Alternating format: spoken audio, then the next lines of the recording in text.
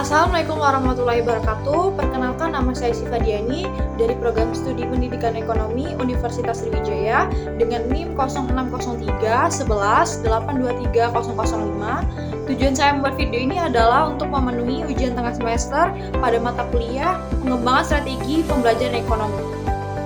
Model pembelajaran yang saya pilih adalah pembelajaran inquiry, di mana model pembelajaran yang dapat mengaktifkan kegiatan belajar studi. Nah, model pembelajaran ini mengembangkan keterampilan berpikir peserta didik secara kritis dan kreatif, serta melatih keterampilan bekerja sama peserta didik secara terbuka. Model pembelajaran inquiry ini diharapkan untuk membuat peserta didik mencari informasi terkait materi pembelajaran yang diberikan, serta mengajukan pertanyaan atau memberikan pendapat, serta mampu menyusun pengetahuan berdasarkan pemahaman yang mereka peroleh. Model pembelajaran ini diterapkan untuk membuat peserta didik menjadi pusat dari kegiatan pembelajaran, serta peserta didik mampu mengeksplorasi materi yang diberikan melalui pengamatan, eksperimen, serta pemecahan masalah. Nah, model pembelajaran ini didorong untuk memenuhi tuntutan dan keterampilan yang dibutuhkan pada zaman sekarang, di mana peserta didik ini mampu mengembangkan keterampilan berpikir, menganalisis, mengevaluasi, serta menciptakan solusi terkait masalah yang mereka hadapi. Latar belakang model pembelajaran ini didorong karena kebutuhan untuk menciptakan kegiatan belajar yang lebih interaktif, dinamis, serta berpusat pada peserta didik. Langkah-langkah penerapan model pembelajaran inquiry ini dibagi menjadi beberapa macam. Yang pertama itu adalah orientasi. Nah, pada tahap ini, guru akan mengkondisikan peserta didiknya untuk bersiap dalam melakukan serangkaian kegiatan yang dilakukan. Yang pertama, guru akan mengucapkan salam terlebih dahulu, menyapa peserta didik, sekaligus mengabsen kehadiran mereka, menanyakan kabar dan mengecek keputusan kelas, serta menyampaikan model pembelajaran dan tujuan kegiatan pembelajaran yang dilakukan pada hari ini. Langkah yang kedua ini adalah merumuskan masalah, di mana pada tahap ini guru akan memberikan fasilitas kepada peserta didik terkait rumusan masalah yang sesuai dengan materi yang akan dipelajari. Terus yang ketiga ini adalah merumuskan hipotesis.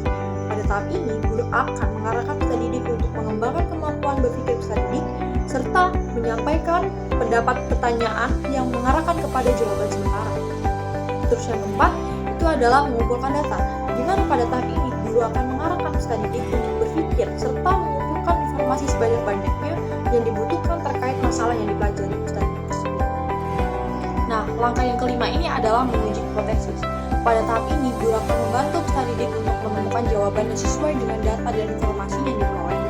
Serta yang keenam itu adalah merumuskan kesimpulan, di mana peserta didik setelah memperoleh jawaban dari masalah yang dihadapinya, dia akan mendeskripsikan atau menjelaskan temuan yang mereka peroleh. Nah, terdapat pula nih kelebihan dan kekurangan dari model pembelajaran inquiry ini. Yang pertama, saya akan bahas dari kelebihannya terlebih dahulu. Yang pertama, suasana pembelajaran akan lebih hidup, di mana peserta didik akan lebih aktif dalam kegiatan pembelajaran. Terus yang kedua, konsep dasar pemikiran peserta didik akan terbentuk dan berkembang pada pembelajaran ini. Terus yang ketiga, cara berpikir menjadi kritis serta keterampilan bekerjasama meningkat. Terus yang keempat, pembelajaran yang dilakukan berpusat kepada peserta didik. Dan yang kelima, itu terakhir, di mana informasi dapat diperoleh melalui berbagai sumber serta dapat memanfaatkan fasilitas pembelajaran yang memadai. Adapun kekurangan dari pendekatan pembelajaran inquiry ini adalah yang pertama, metode sulit digunakan untuk mengontrol kegiatan dan keberhasilan dari pembelajaran tersebut. Terus yang kedua adalah strategi inquiry ini sulit digunakan ke dalam pembelajaran karena peserta didik belum terbiasa.